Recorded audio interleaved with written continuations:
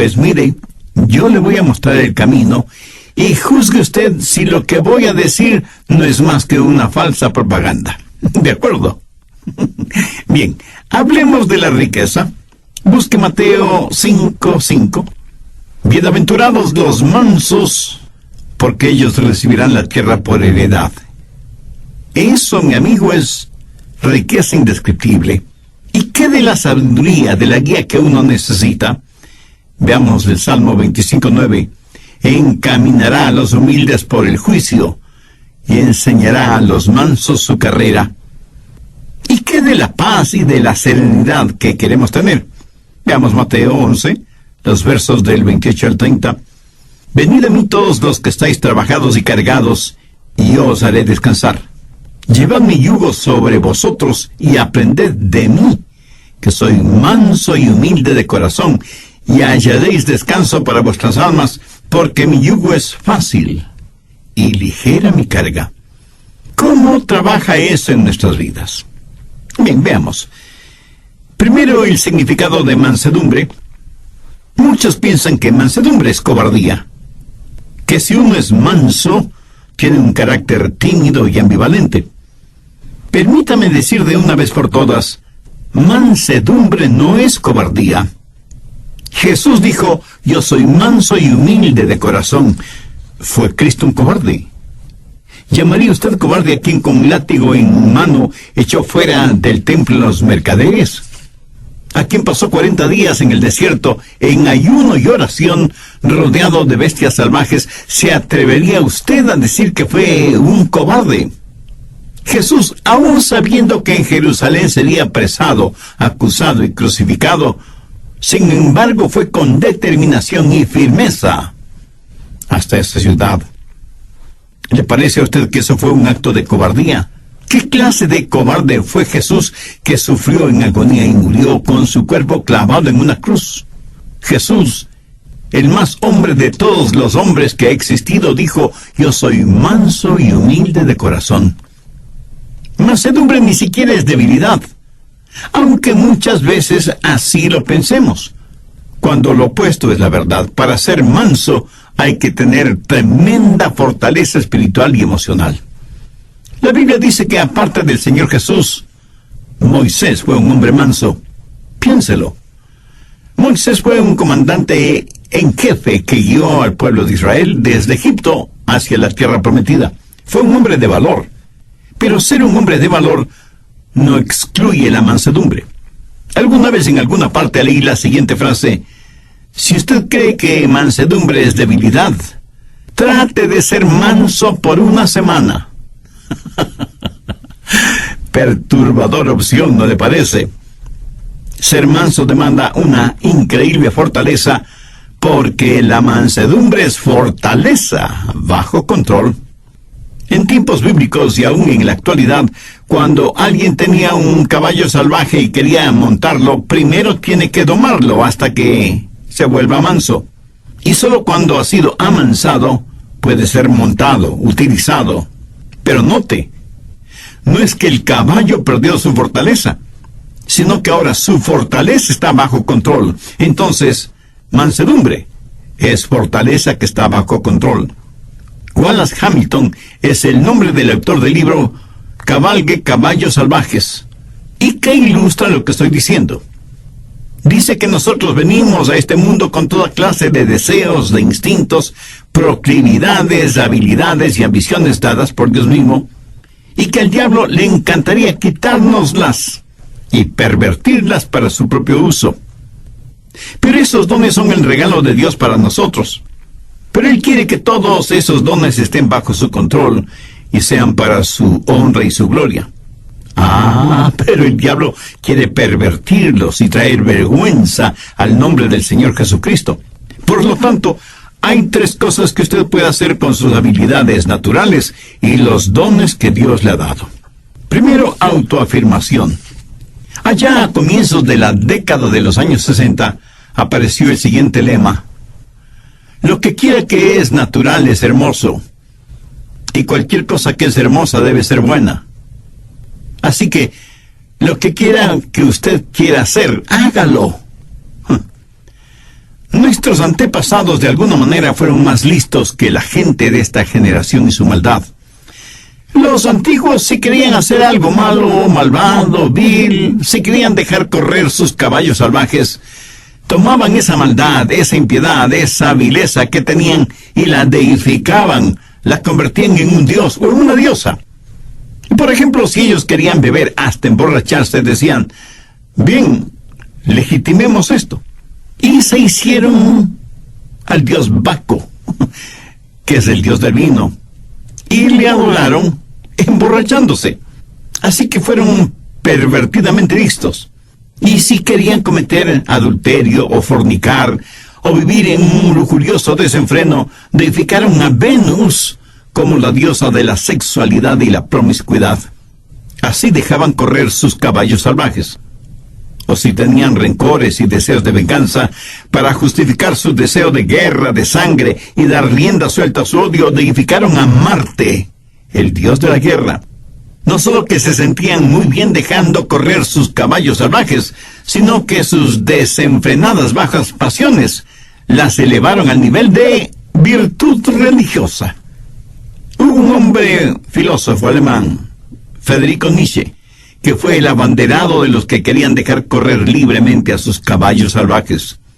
Fue el apóstol de la autoafirmación. Adolfo Hitler estudió intensamente los escritos de Nietzsche. Déjeme leer una frase que Nietzsche escribió en uno de sus libros.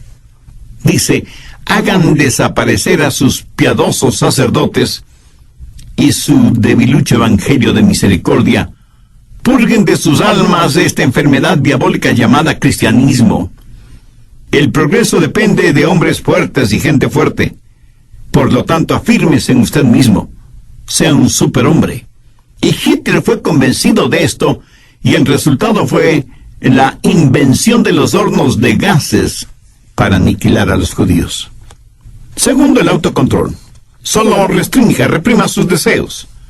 Mutile al jinete del caballo. Eso, mi amigo, es una forma de budismo. Los budistas tienen esa clase de religión. Razonan que si las personas no pueden llevarse bien y no tienen paz consigo mismas y menos con los demás, es porque sus deseos no tienen restricciones. Y esto les guía a vivir una vida de frustración. Entonces el budista dice, usted tiene que llegar a un punto en donde ya no tenga esos deseos. Tiene que sublimizar todo deseo, amortiguar sus pasiones hasta alcanzar el nivel nirvana, el lugar en donde no siente ni es nada. Es como si a usted le cortaran la cabeza para eliminar el dolor de cabeza. ¿Cómo verá? Esa es una especie de religión negativa, de fe negativa. El cristianismo es una fe positiva. Dios no elimina al jinete ni mutila al caballo. Lo que hace Dios es tomar ese deseo, esa fortaleza, esa ambición, esa habilidad, todo lo que Él mismo nos ha dado, dársela al Señor Jesucristo y dejar que Jesús controle nuestra vida. Anote Romanos 6, 19. Así ahora para santificación presentad vuestros miembros para servir a la justicia. ¿Qué es lo que Dios quiere hacer? Dios quiere tomar sus habilidades y sus deseos y ambiciones y mutilarlos. No, de ninguna manera. Lo que Dios quiere hacer es controlarlo para su gloria. Por ejemplo, digamos que usted tiene un temperamento volátil. Dios dice que no debe perder su temperamento y que más bien debe aprender cómo usarlo. Mire lo que dice Efesios 4:26. Airaos, pero no pequéis. El mismo Señor Jesús, cuando vio que los mercaderes habían hecho del templo un lugar para sus negocios no muy honestos, que digamos, se airó, se enojó, fue movido a ira. O sea, Él no perdió su temperamento, su control, sino que lo utilizó en una causa justa. Mi amigo, si usted me dice que no tiene temperamento, entonces algo no está bien con usted. Jesús quiere controlar su temperamento para su gloria. Debe haber ciertas cosas que deben disgustarle, enojarle, hacerle perder su temperamento. Por ejemplo, la industria pornográfica, el tráfico de drogas, la explotación sexual de mujeres y de niños y toda la depravación actual que está convirtiendo al mundo en un desierto espiritual, moral y ético. Un desierto lleno de fieras feroces. ¿Y qué de nuestra lengua? Jesús quiere que con nuestra lengua le alabemos y le glorifiquemos. Gracias a Dios hay muchos cantautores que son genuinamente cristianos y utilizan ese don que Dios les ha dado, no solo para tocar e inspirar la vida de otras personas, sino y sobre todo para alabar, honrar y glorificar a Dios. Y Dios nos da dones y talentos, naturales o especiales, no para que nos volvamos orgullosos de tener esos dones y talentos, sino para que con ellos alabemos y bendigamos a Dios. Y eso también, mi amigo, es fortaleza bajo control. Generalmente usamos nuestra lengua para criticar negativamente, para insultar, para vejar al prójimo, para quejarnos, para expresar nuestra ira, para vocalizar nuestro enojo. Pero cuando Dios toma el control de nuestra lengua, ¿qué es lo que sucede? Mateo 12:35 tiene la respuesta. El buen hombre del buen tesoro del corazón saca cosas buenas. ¿Tiene usted ambiciones? Y no faltará quien de inmediato me diga, pastor, ser ambicioso es malo. Amigo, ¿en dónde aprendió usted ese disparate? Si usted no tiene ambiciones, no es un ser humano. Escúcheme, una cosa es ser ambicioso y otra cosa es ser codicioso, avariento, egoísta. Su ambición no debe ser por tratar de ser el mejor, el más influyente, el más importante o el más poderoso. Su ambición debe ser la misma ambición que tuvo el apóstol Pablo, querer ser como Jesús. Que Jesús viva la vida de él en la vida de Pablo. Esa es una santa, sana y noble ambición. Eso es fortaleza bajo control. ¿Cómo puede usted ser una persona mansa? Busque la epístola de Santiago, capítulo 1, desde el verso 21. Ponga mucha atención a esta porción de las Escrituras para que sepa cómo la mansedumbre puede ser parte de su vida. Por lo cual, desechando toda inmundicia y abundancia de malicia, recibid con mansedumbre la palabra implantada, la cual puede sanar vuestras almas. Pero sed hacedores de la palabra, y no tan solamente oidores, engañándoos a vosotros mismos. Aquí el Señor nos dice que debemos recibir con mansedumbre la palabra. Ahora, ¿por qué debemos recibir con mansedumbre la palabra? Porque la mansedumbre es fortaleza bajo control. Y para ser controlado por el Señor, usted tiene que conocer su voluntad y su camino. Y para conocer la voluntad y el camino de Dios, usted tiene que conocer su palabra. Por lo tanto, tiene que recibir la palabra con mansedumbre.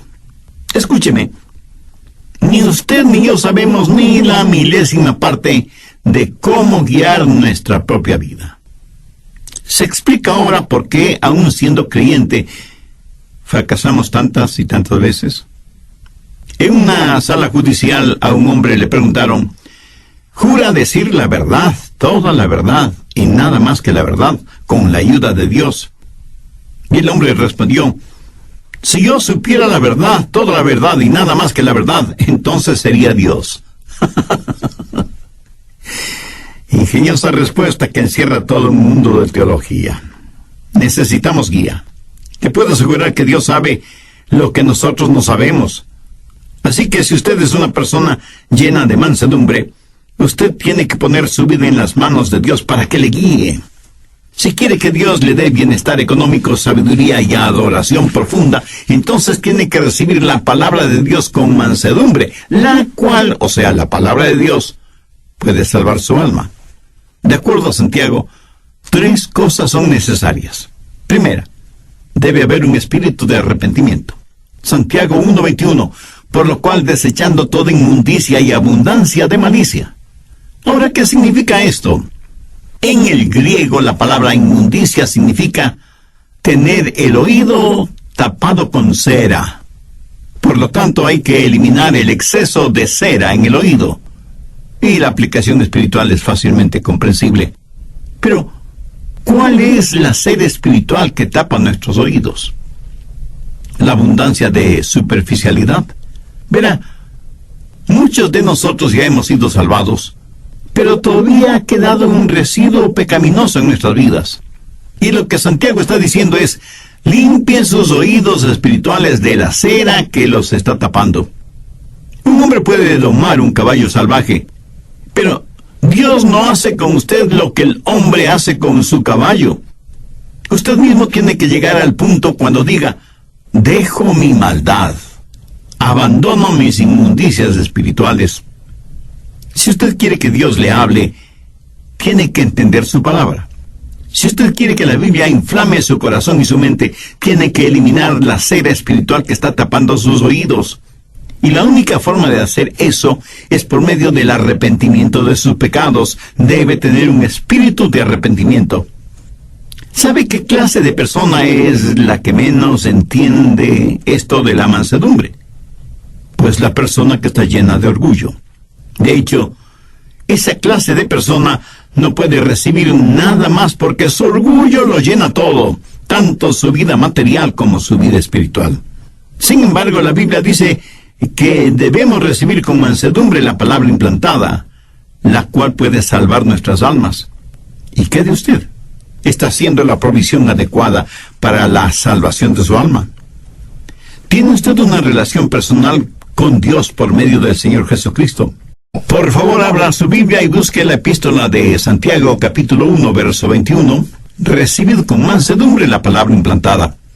Esta palabra recibid es una palabra interesante. Denota algo que es dado a una persona y esa persona la recibe. Usted no podrá recibir y menos entender la palabra si es que no tiene un espíritu de arrepentimiento.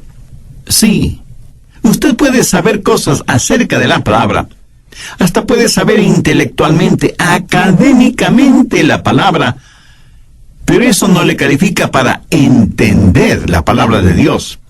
Recibir significa aceptarlo como un regalo, y cuando lo recibe, usted lo recibe como que si fuera un huésped muy especial en su vida, y le dice: pasa, pasa, seas bienvenida. Estamos encantados de tenerte en nuestra casa. Esa es la clase de bienvenida que nos gusta escuchar a nosotros, ¿verdad? Es la misma clase de bienvenida que le gusta escuchar al Señor Jesús, no solamente en relación con Él, sino con su palabra. Amigo, en su vida, ¿da usted esa clase de bienvenida a la palabra de Dios? Abre de par en par las puertas de su corazón y dice: Señor, recibo tu verdad. Hay muchos que van a las iglesias a escuchar el mensaje de la palabra. Otros oyen mensajes radiales como este que está escuchando ahora mismo, pero lo hacen tratando de entender la palabra de Dios, pasándola por el filtro de sus mentes, y no necesariamente porque le den la bienvenida a la palabra de Dios en sus vidas. Mi amigo nunca aprenderá la verdad de esa manera. Tiene que dejar su orgullo intelectual en el polvo. Humíllese. Tenga su corazón en paz con Dios y hágalo con mansedumbre, con un espíritu de arrepentimiento, dejando de lado toda inmundicia y abundancia de malicia, y con un espíritu receptivo, dé la bienvenida y reciba la palabra de Dios. Segundo, debe haber un espíritu receptivo. Santiago 1:22. Pero sed hacedores de la palabra y no tan solamente oidores, engañándoos a vosotros mismos.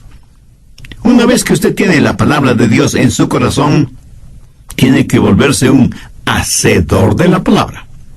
O sea, vivir de acuerdo a lo que cree. Fuera de esta verdad, todo lo demás no es más que verborrea religiosa. Si usted no es hacedor de la palabra, se engaña a usted mismo. Si usted solo escucha las verdades de la palabra de Dios, pero nunca las pone en práctica, usted es culpable de autodecepción y por lo tanto puede perder su alma en vez de salvarla. La Biblia dice que el hombre de doble ánimo, esto es, indeciso, es inconstante en sus caminos. Jesús dijo: cualquiera que me oye estas palabras y no las hace, le compararé a un hombre necio. Escuchar y no hacer es una verdadera locura espiritual. Las impresiones sin las expresiones dan como resultado las depresiones. Si usted solo oye y oye y oye la palabra de Dios y no vive de acuerdo a esas verdades, tendrá un efecto negativo en su vida.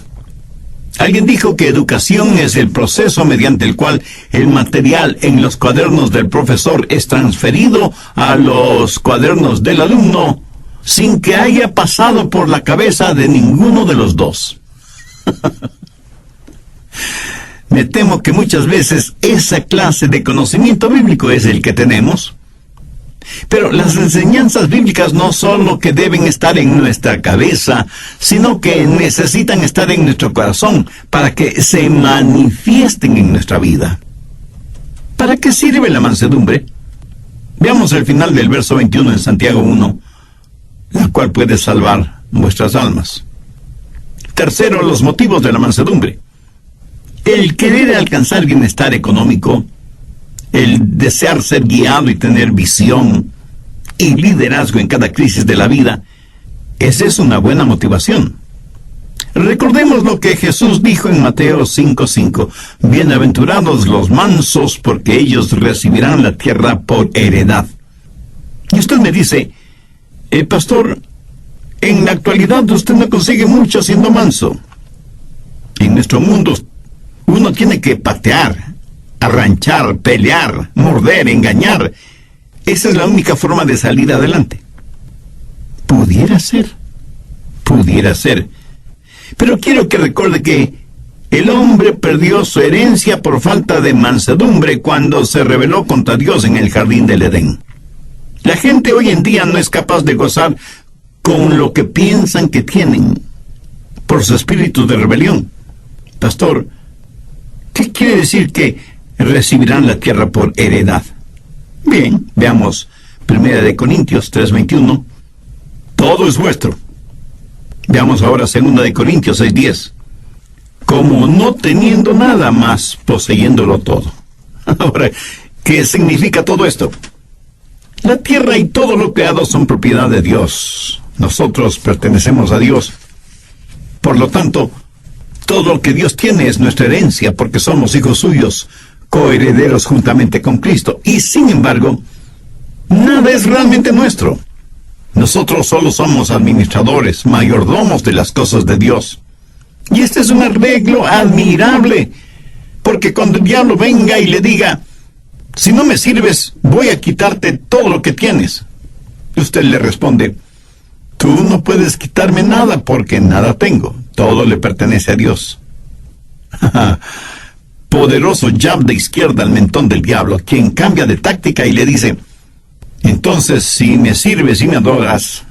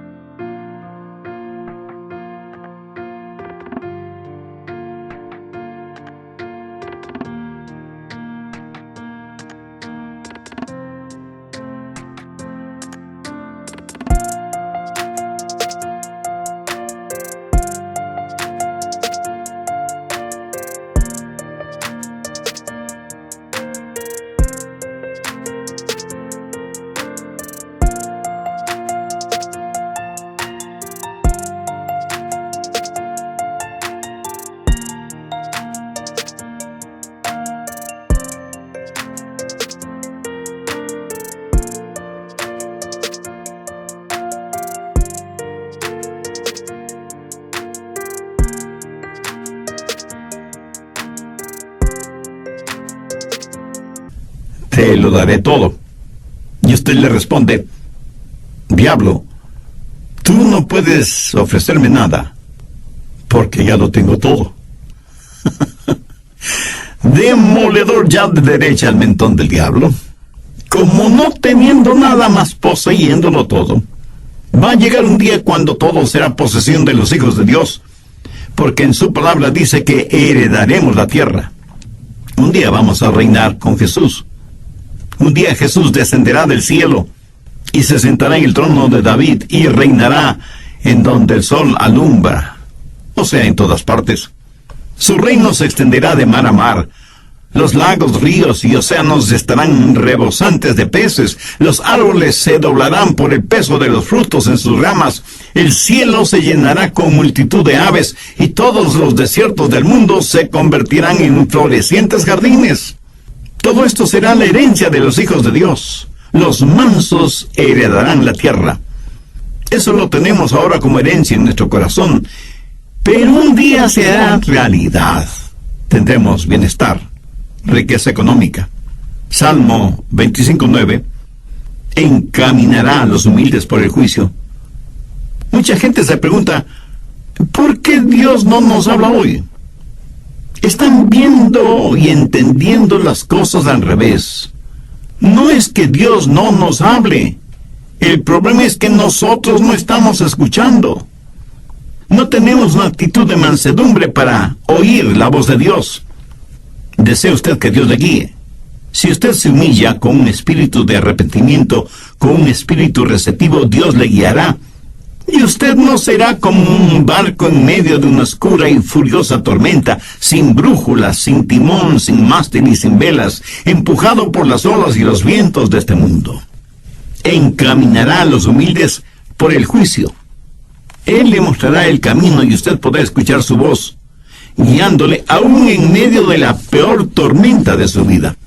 Y usted tendrá no solo bienestar y riqueza y sabiduría, sino que sabrá lo que es la verdadera adoración.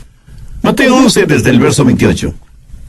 Venid a mí todos los que estáis trabajados y cargados, y yo os haré descansar. Llevad mi yugo sobre vosotros y aprended de mí, que soy manso y humilde de corazón, y hallaréis descanso para vuestras almas, porque mi yugo es fácil y ligera mi carga. Veamos esta porción bíblica un poco más detenidamente. Jesús fue un carpintero y sabía cómo hacer yugos para los bueyes. Y no creo que Jesús jamás haya hecho un yugo que no quedó perfecto en los bueyes. Ahora, cuando un buey lleva un yugo, es porque es un buey manso. Ese buey sigue teniendo tremenda fuerza. Por eso usaban los bueyes para arar los campos. Y muchos agricultores que todavía aran a la antigua dicen que el buey más dócil tiene más fuerza que un caballo en esas labores agrícolas. El yugo en el pescuezo de los bueyes es para que ambos bueyes puedan alar el arado. Y cuando Jesús dijo, llevad mi yugo sobre vosotros, es como si estuviera diciendo, estamos en esto juntos, apóyate en mí, déjame guiarte. Quiero hacer un descanso para tu alma. Esa es la clase de mansedumbre que Jesucristo quiere darle a usted. No mañana ni pasado mañana, sino hoy mismo. Quienes están escuchando este programa, y si aún no son salvos, ¿no quisieran conocer a este maravilloso Salvador, Jesucristo? ¿No quisieran que sus pecados les fueran perdonados? ¿No quisieran hacer la paz con Dios para poder experimentar la paz de Dios? Dios le ama mucho más de lo que yo podría explicarle con palabras. No quisiera tener la riqueza de su sabiduría, de su guía, de su cuidado, de su protección. Entonces le invito a entregar su corazón a Él. Venga, Jesús. Hubo un gran evangelista llamado Henry Morehouse. Su trabajo no fue entre grandes multitudes, sino en pequeñas iglesias. Como tema base de sus mensajes, él usaba Juan 3:16, porque de tal manera amó Dios al mundo, que ha dado a su Hijo unigénito para que todo aquel que en Él cree no se pierda, mas tenga vida eterna. Una vez Morehouse estuvo en un pequeño pueblito minero, y en ese lugar había un hombre que odiaba a Dios, a Jesús, la Biblia, las iglesias, los predicadores, los evangelistas, los misioneros, en fin, odiaba a cualquier persona o cosa que estuviera relacionada en la más mínima forma con Dios. Este hombre se llamaba Mike Miller. Y este hombre le mandó un mensaje a Morehouse diciéndole que si predicaba esa noche, él iría a la iglesia, revólver en mano, para sacarle a balazos del pueblo. Los creyentes, asustados, se acercaron donde Morehouse y le dijeron que sería conveniente suspender la reunión de esa noche. Morehouse les dijo, no, he orado sobre este asunto y estoy convencido que Dios quiere que predique esta noche. Y yo confío totalmente en Dios. Tendremos la reunión esta noche, tal y como está programada. Esa noche la pequeña iglesita de ese pueblito minero estuvo totalmente llena. Y los que no pudieron entrar se quedaron alrededor de la iglesia y abrieron todas las puertas y ventanas para que la gente pudiera escuchar el mensaje de la palabra de Dios. Y cuando Morehouse estuvo más o menos a la mitad de su mensaje, vino Mac Miller. Empujó a cuantos encontró a su paso. Llegó frente al púlpito, se sentó en el suelo y le dijo: «Usted haga lo suyo, que después yo haré lo mío». Morehouse abrió su Biblia en Juan 3:16 y predicó del amor de Dios por todos los seres humanos, de cómo Dios entregó a su amado Hijo Jesucristo para que muriera por los pecados de todos nosotros. Morehouse predicó con tal pasión y convicción que se podía sentir la presencia del Espíritu Santo en ese lugar. Luego hizo la invitación para aquellos que quisieran recibir a Cristo en su corazón.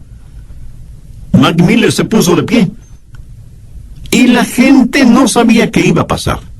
No, él no pasó al frente, pero dio media vuelta y salió de la iglesia dando un tremendo portazo.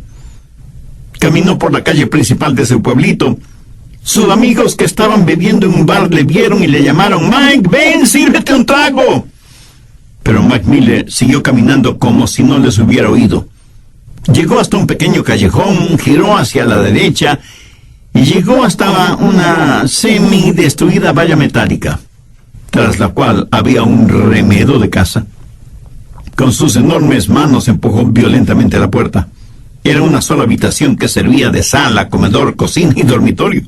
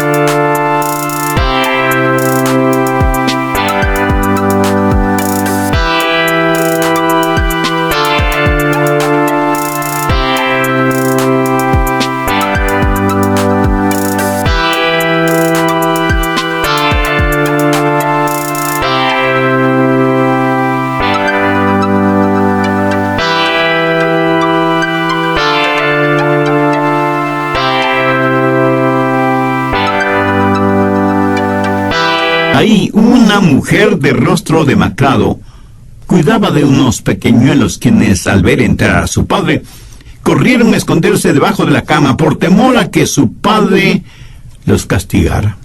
Su esposa, que evidentemente era abusada y golpeada físicamente, simplemente se puso en actitud protectora frente a la cama.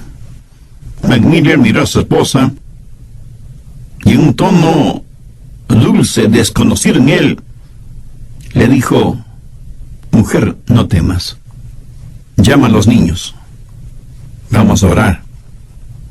Ella, asombrada, le preguntó: ¿Qué es lo que dijiste? Y él, con una paciencia absurda por ser él quien era, le dijo: «Trae a los niños, vamos a orar». Los niños salieron de debajo de la cama, pero se quedaron detrás de su madre. No entendían lo que estaba diciendo su padre. Él tomó a cada uno de ellos, les acarició en la cabeza y les dijo: «Hijos, vamos a arrodillarnos». Ellos, temerosos, así lo hicieron. Su mamá también se puso de rodillas, y para asombro de todos ellos, Mac Miller también se arrodilló y dijo: «Querido Dios», y se quedó en silencio. No sabía cómo orar. Sabía maldecir y decir palabras obscenas, pero no sabía cómo orar. De pronto, como en un relámpago, se acordó de las oraciones que su madre le enseñó cuando él era un niño, y entonces dijo: «Generoso Jesús, manso y humilde, mírame como si fuera un niño. Perdona mi simpleza y permíteme acercarme a ti. Y en ese momento, en ese cuartucho, frente a sus felizmente asombrados esposa e hijos, Mike Miller nació de nuevo. Sus lágrimas fueron la confirmación de la transformación interna. Esta historia real la sabemos porque el mismo Mike Miller la cuenta como testimonio de lo que le sucedió a él y a su familia cuando él entregó su corazón a Jesús. Ahora es posible que usted no sea como Mike Miller antes de conocer a Jesús. Pero si quiere ser salvo, se salvará de la misma forma en que se salvó Mike Miller. No hay uno solo de ustedes que sea tan malo que no pueda ser salvo, o que sea tan bueno que no necesite ser salvo. Jesús dijo: venid a mí todos los que estáis trabajados y cansados, y yo os haré descansar, porque mi yugo es fácil y ligera mi carga. Si en su corazón usted siente el ardiente deseo de hacer una decisión por Cristo, no se quede con el desear. Pase de inmediato al actuar. Humíllese delante de Dios, arrepiéntase de sus pecados, pídale a Dios su gracia y misericordia.